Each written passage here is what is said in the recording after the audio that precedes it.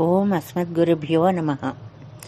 ఉల్లాస పల్లవిత పాలిత సప్తలోకి నిర్వాహ కోరకిత నేమ కటాక్షలీలా శ్రీరంగహర్మ్యతల మంగళదీపరేఖా శ్రీరంగరాజమహిషీం శ్రియమాశ్రయామః.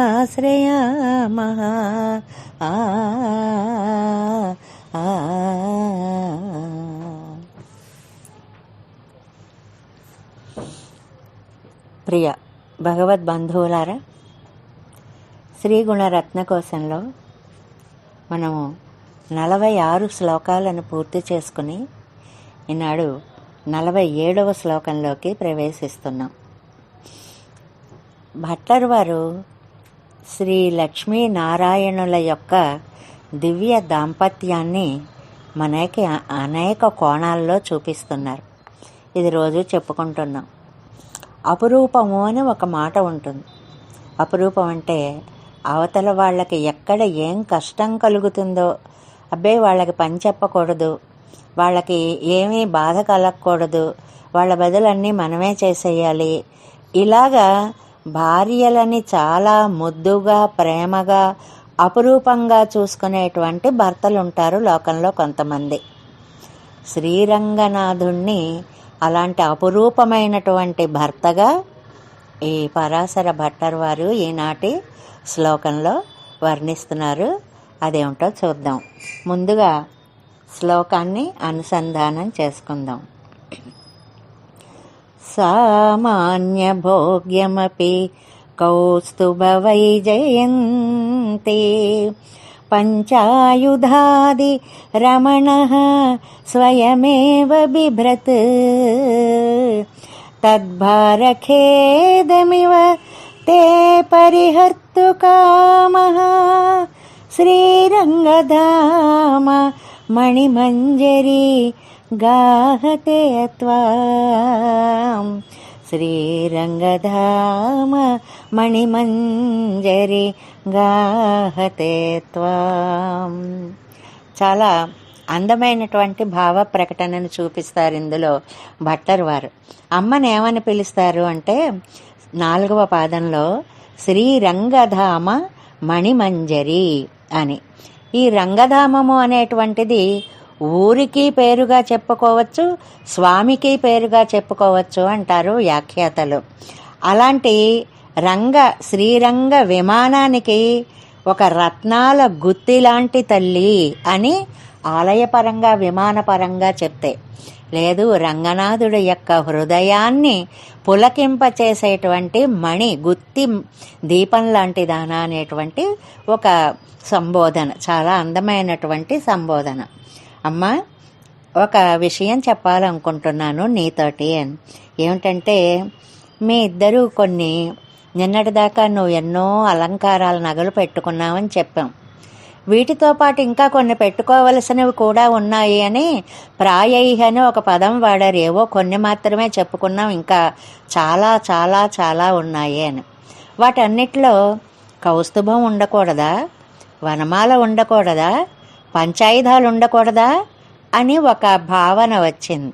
అదేమిటి, అమ్మకి ఈ రత్నాలు ఇవన్నీ పెట్టుకోవడమే కానీ ఈవిడ అలాగ పంచాయుధాలు అవన్నీ పట్టుకోవడం అనేటువంటిది ఉంటుందా అని అంటే, అవి పాశాంకుశధరే దేవి ఈ సంబోధనలన్నీ మనం విని ఉంటాం. అంటే అన్ని ఆయుధాలు పట్టుకోవడానికి అమ్మకు కూడా అర్హత ఉంది. అమ్మకే కాదు, నిత్య సూరిగణం అంతా కూడా అలాగే ఉంటారు అనేటువంటి విషయాన్ని మనకి వ్యాఖ్యానంలో చాలా అందంగా చెప్తారు.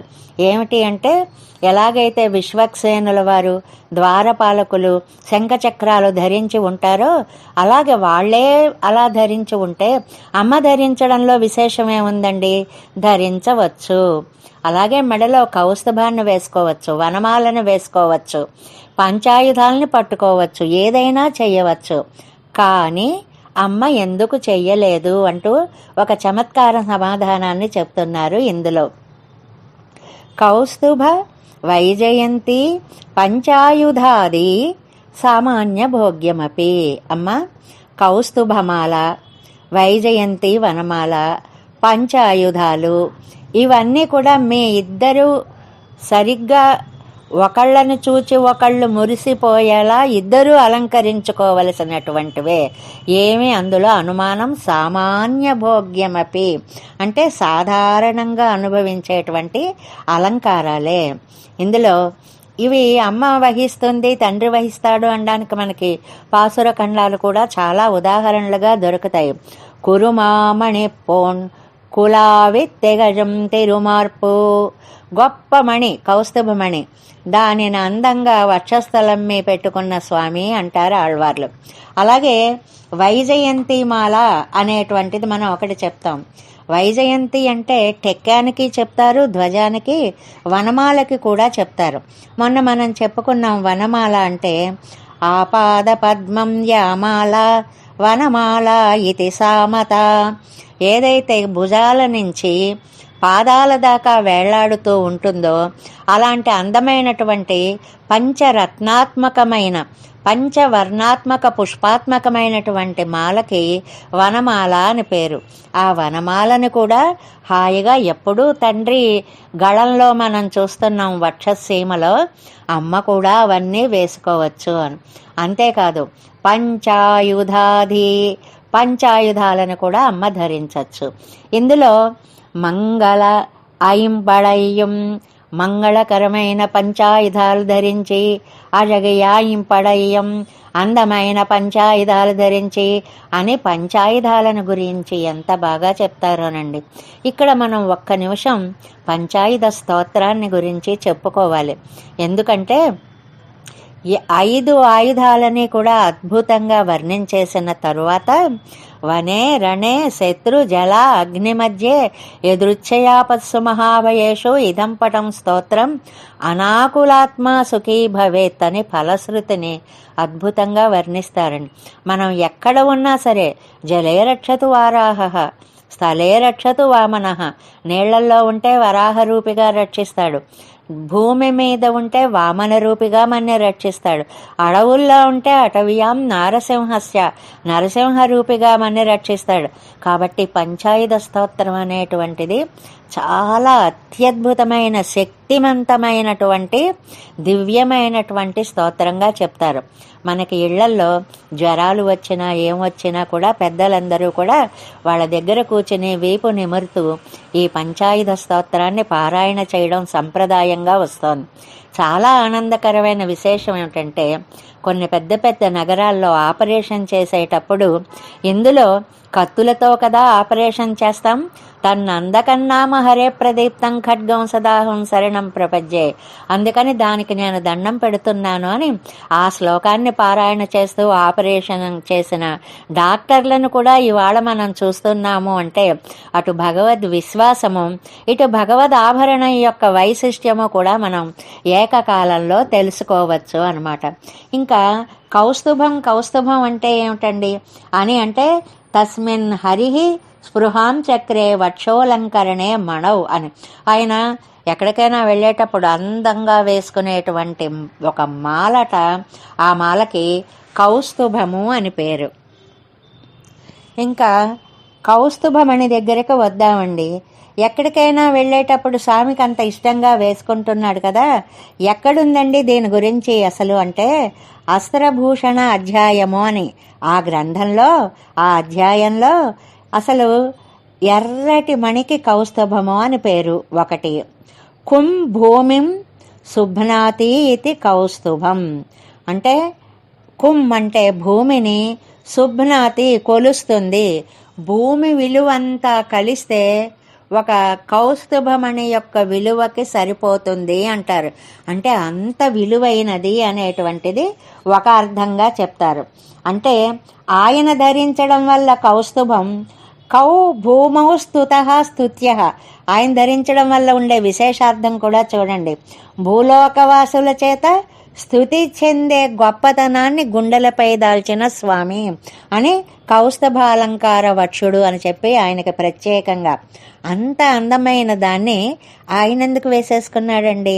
అమ్మకి ఇవ్వచ్చు కదండి. అంటే వీటన్నిటికీ కూడా ఒక సమాధానం చెప్తున్నారు. అమ్మ 3వ పాదం చూడండి. తద్భార ఖేదమివ తే పరిహర్తు కామః. ఆయనేమో నీకు రమణ అంటే ప్రియుడు అని అర్థం అండి. ఆయన నీకు ప్రియుడు కాబట్టి స్వయమేవ బిభ్రత్, తానే ఇవన్నీ మెళ్ళ వేసుకున్నాడు. ఎందుకని? తద్భార ఖేదమివతే పరిహర్తు కామః. అమ్మో, ఈ కౌస్తుభం మెళ్ళో వేస్తే ఆ బరువు కావడం మెడ ఎంత నెప్పెడుతుందో. ఈ వనమాల ఆపాద చూడం ఉండేటువంటి ఈ మాలను వేస్తే ఎంత బాధ కలుగుతుందో. అలాగే ఈ పంచాయుధాలు పట్టుకోవడం ఆవిడకి కొండనెత్తినట్లు కదా, ఎందుకు ఆవిడ్ని శ్రమ పెట్టడము అని చెప్పి అన్నీ తన మెళ్ళలోనే వేసుకున్నట్టండి ఆయన. అది అందుకోసం ఆయన వేసుకోవడానికి అర్థం అన్నమాట. అంటే భార్య మీద ఉండే ప్రేమ కొద్దీ అన్నీ మోసే భర్తలాగాని వ్యాఖ్యానంలో చమత్కరిస్తారు. ఓ భార్యాభర్తలు ప్రయాణం చేస్తున్నారు. ఒక 4 సామాన్లు బెడ్డింగ్లో బ్యాగులో ఏవో ఉన్నాయి. ఆయనేమో 2 భుజాలకి 2 వేసుకొని 2 చేతులతో పట్టుకొని నడుస్తున్నాడు. ఈవిడ వెనకాల వస్తోంది. చేతిలో ఈవిడకు హ్యాండ్ బ్యాగ్ ఉంది.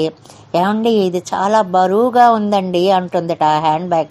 పడే నా మెడలో నిన్నెప్పుడు కట్టుకున్నానో అప్పుడే ఇవన్నీ కట్టుకున్నాను అని అది కూడా ఆయనే మోస్తున్నట్లుగా అంటూ చమత్కరిస్తారనమాట. అలాగే ఏమిటట, అమ్మో ఈ కౌస్తుభము బరువు, నాకు ఇచ్చే, నా మెళ్ళ వేసే, తర్వాత అవసరమైనప్పుడు నీకు పెడతాను. అంతేకాదండి, వైజయంతి చాలా కష్టంగా ఉందండి.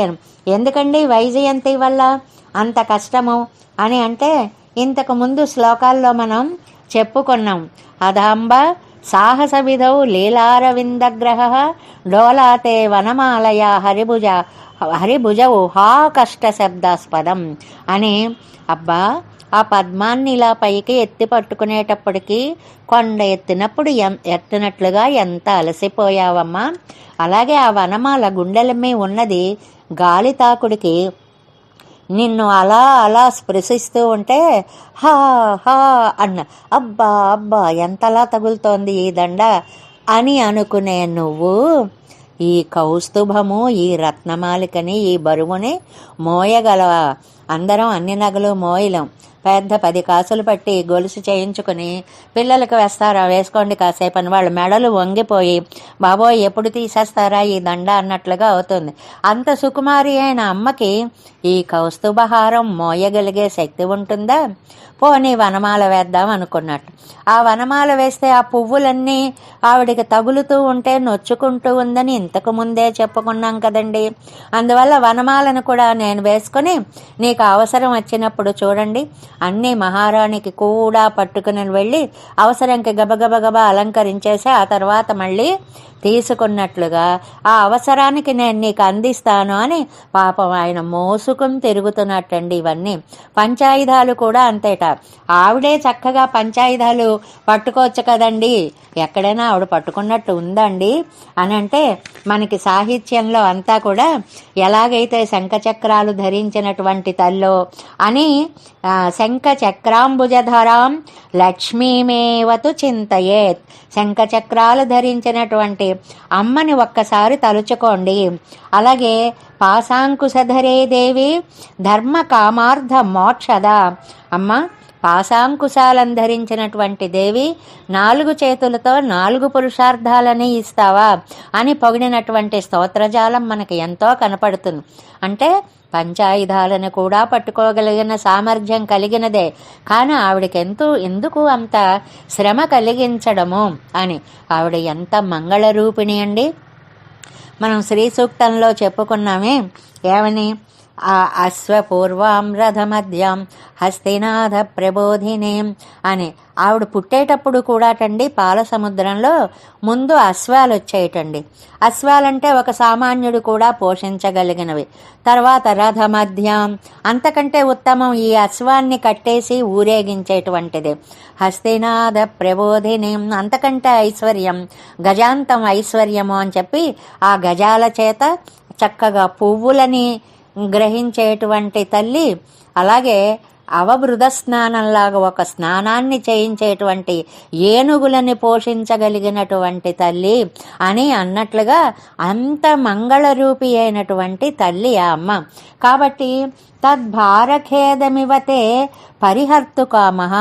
అమ్మో, ఇంత సుకుమారురాలు మెళ్ళో ఈ దండ వేసి బాధ పెట్టను, ఈ వనమాల వేసి చికాకు పెట్టను, ఈ పంచాయుధాలు నేనే మోసుకు వెడతాను, ఆవిడకి ఎప్పుడు కావాలంటే అప్పుడు అలంకారంగా చేతికి ఇస్తాను అని త్వాం అవగాహతే అంటారు. అందమైన పదం. నీలో ఆనందిస్తున్నాడు అని. ఆయనకు అసలు ఇంకా తనదంటూ ఒక లోకం వేరే ఏదీ లేదు. ఈవిడ ముఖ విలాసమే ఆయనకు చాలా ఆనందదాయకమైనటువంటి జీవితము. ఎందుకంటే నిన్ననే శ్రీరంగ జీవికే జనార్దన జీవికే అనే ఒక పదాన్ని మనం చెప్పుకున్నాం. ఆవిడ ఆనందంగా ఉంటే ఆయన ఆనందంగా ఉంటాడు.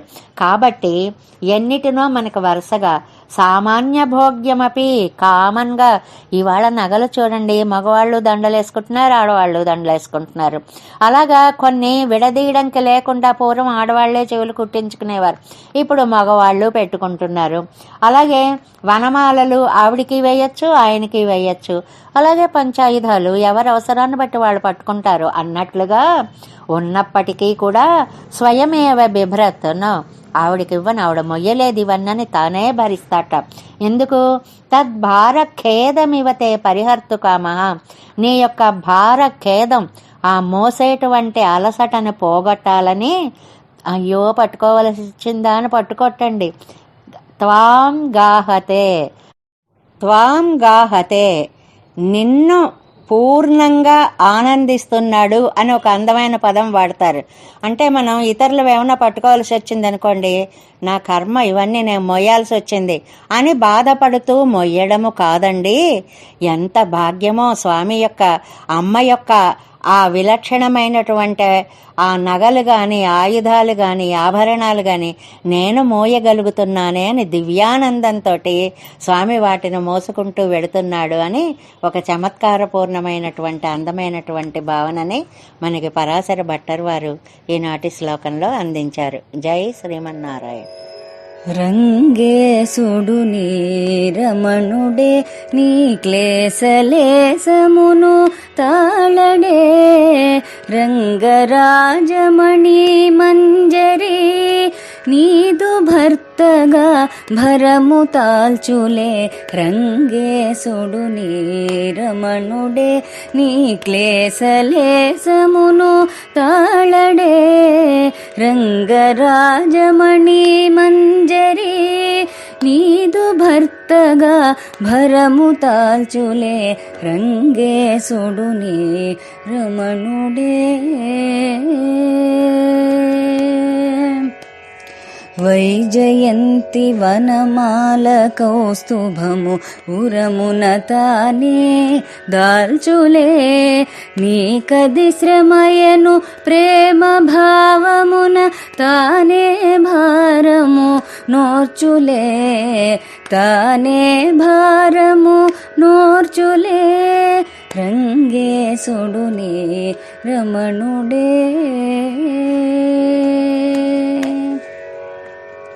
చతుర్భుజములతో శంఖ చక్రాది పంచాయుధముల తానెత్తులే.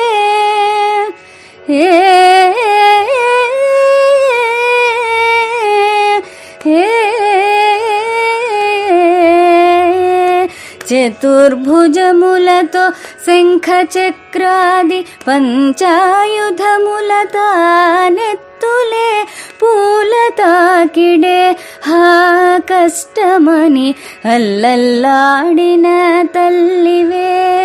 అంత బరువు నెటు దాల్తువే, అంత బరువు నెటు దాల్తువే. రంగేశుడు నీ రమణుడే.